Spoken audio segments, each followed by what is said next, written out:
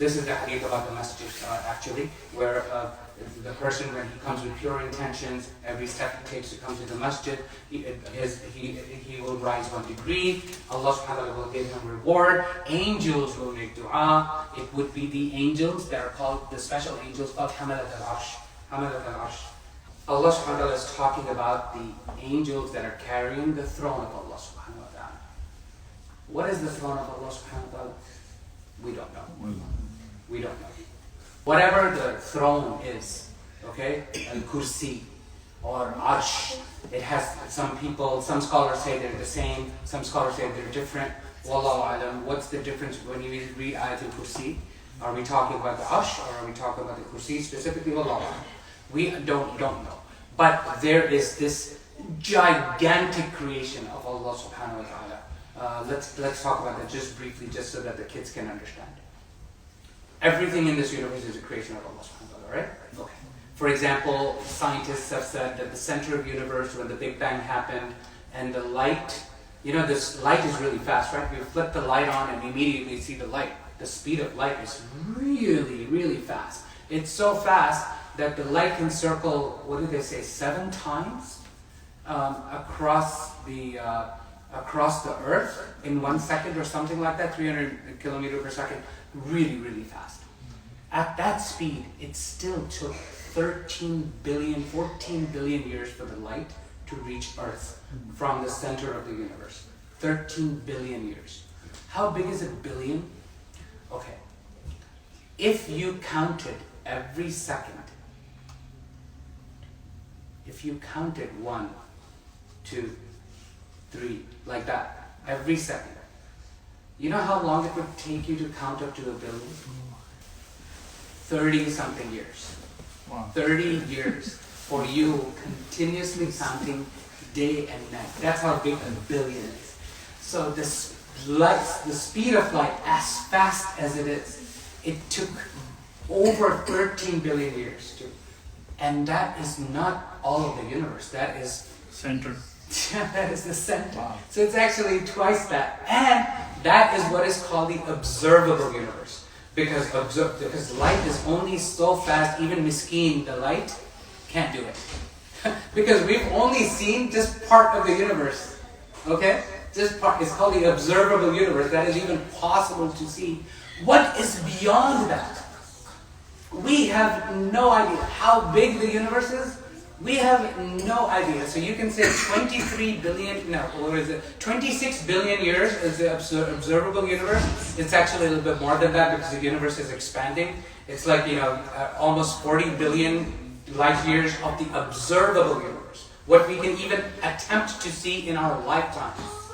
Even the lifetime of our kids and their kids and their kids. And what's beyond that, we have no clue. Subhanallah. Let me go back to the point of the Arsh and the throne, okay? The Kursi of Allah subhanahu wa ta'ala. So Rasulullah, even though the hadith is weak, he explained that everything, the observable and beyond the observable that we see, that is basically the space-time that we're under, even though we can't see it. Whatever we're entrapped by, that is called Sama ad-Dunya. That's the first sky.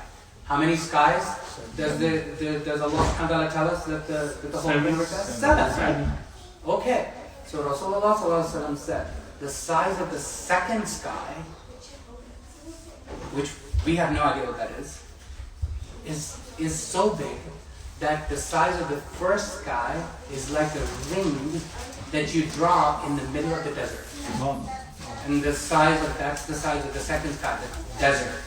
And the size of the third sky is so big, like it's the desert, and the second sky is the ring, and so on and so forth. And then the hadith says the Arsh of Allah subhanahu wa ta'ala is so big that the 7th sky is like a ring in the middle of the desert, and that's how big the Arsh is. So this is why Allah subhanahu wa ta'ala says, Arshun azim. It is a great, huge Arsh. When Allah subhanahu wa ta'ala uses words like big, just imagine how big that big means. Because Allah is calling it big.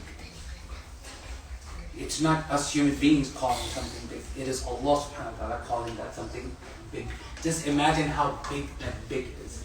So, there are so many du'as where it's called when you are in distress, you ask Allah subhanahu wa ta'ala through the power of His throne, the gigantic throne, that Allah subhanahu wa ta'ala, you are the owner of such a gigantic throne. You control that throne, how big that is.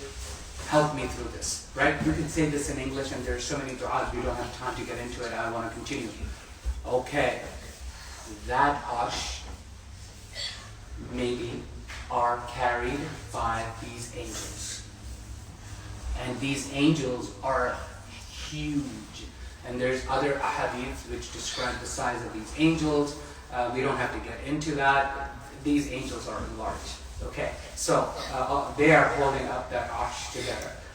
They are making dua for us. Okay, so those angels are making dua. What are they saying? This is in the Quran. Okay, this is in Surat Ghafir.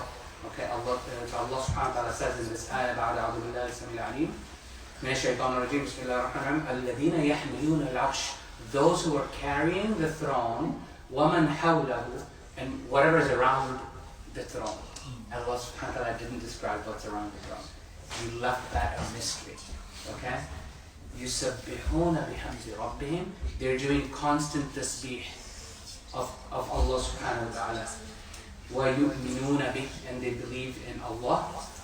وَيَسْتَغْفِرُونَ, and they are seeking forgiveness لِلَّذِينَ آمَنُوا, for the believers. They are seeking forgiveness for us. May Allah subhanahu wa ta'ala make us among them. And what are they saying? رَبَّنَا, oh our Lord, وَسِعْتَ كُلَّ شَيْءٍ رَحْمَةً وَعِلْمًا, everything is encompassed through your mercy and your knowledge, Allah subhanahu wa ta'ala. Everything is dependent on your mercy. Everything is needy and thirsty and hungry for your mercy. And you know everything. فَاغْفِرْ لِلَّذِينَ تَابُوا, then forgive those who are seeking repentance, who are doing tawbah. Oh Allah, forgive those who are doing tawbah. وَاتَّبَعُوا سَبِيلَكَ, and they're trying to follow your path. وَقِهِمْ عَذَابَ الْجَحِيمِ, and then protect them from the punishment of the hellfire. This is the dua of the Hamalat al-Arsh. They're called the 8 angels that are carrying the throne. They're making this one. SubhanAllah, so beautiful, right? So I didn't talk about that last time, so I just wanted to bring this to you. I forgot to mention it.